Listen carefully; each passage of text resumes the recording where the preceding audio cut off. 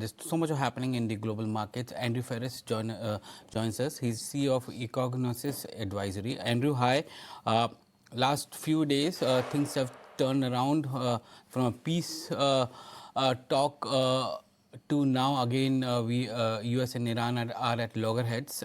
How do you look at the entire situation from global markets point of view? Well, they're not at loggerheads. They continue the war that started in February. And sorry, I'm going to stick my neck out. That war is going to continue for several years, not several months, not several weeks. Different forms, different ways. A war of attrition. The impact on the global markets was, of course, completely predictable. First, they think that the war is over, that things is better, price of petrol comes down, and then, of course, the war simply continues, and price of petrol goes up. The Strait of Hormuz may very well be closed altogether, assuming that Trump gets his way. So I'm afraid there is zero value added that anybody can add here, including, of course, myself, because all this is familiar stuff.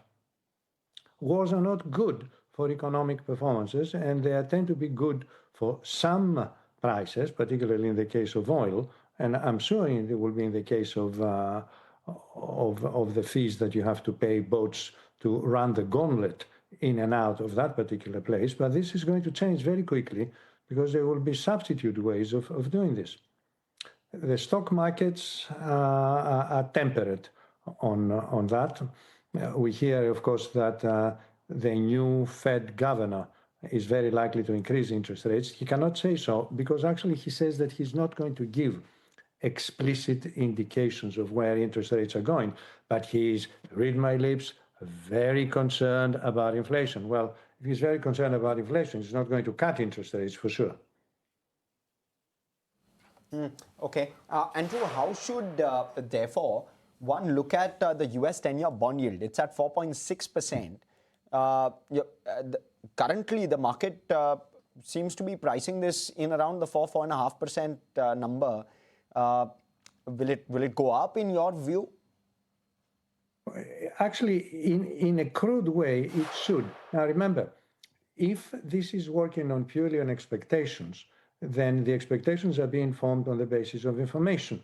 And of course, the Fed is not going to give you any information, except he points out that it is concerned about inflation. Well, that must be allowed to price in that the short end of the market, okay, is going to come under some pressure when short-term interest rates are increasing.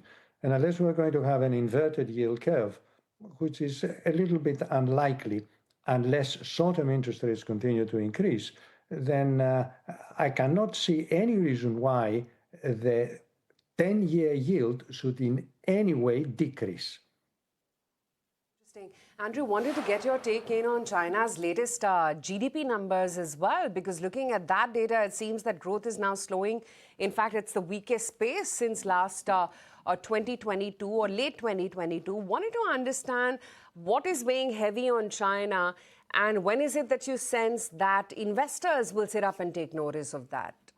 Well, I've just been looking through the numbers, and I need to really understand them a little bit more. But without sticking my neck unduly out, investment has been coming down, which is very important. Retail sales have not been accelerating. And of course, the exports of China, surprisingly enough, have been doing very well. However, there is zero surprise as far as I'm concerned, because once again, I'm sticking my neck out. I've been saying for years now, China is not an economy which is driven by net exports. It is an economy which is driven by consumption and investment.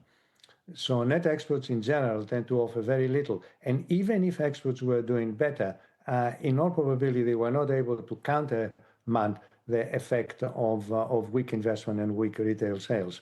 So now China is still growing quite well. It's not growing at the 5%. It's growing, possibly less than 4.3%.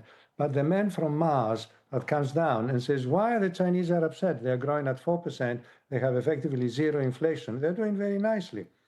But it is also an issue of political pride as far as the Communist Party is concerned, to be able to maintain a kind of a GDP growth nearly the 5 rather than the 4. But the Chinese authorities have been very clear about not wanting to increase fiscal deficits, not wanting to lower interest rates, in order to boost consumption and investment. And I don't think they're going to do anything along those lines. Now, does this affect at all the perception of China as far as equity investors is concerned? Unfortunately, right now, all this is driven by the artificial intelligence of what's happening in the United States. So I'm not quite sure that the fact that China slowed down is going to have a major impact on Chinese stock market because just of that, because that has been well known, understood, and expected. Now, nobody was saying second quarter is going to really accelerate, and we would have been very happy it just stayed flat. Well, it didn't. But that's not a major drop. Okay. Andrew, thank you so much for coming in and giving us that perspective.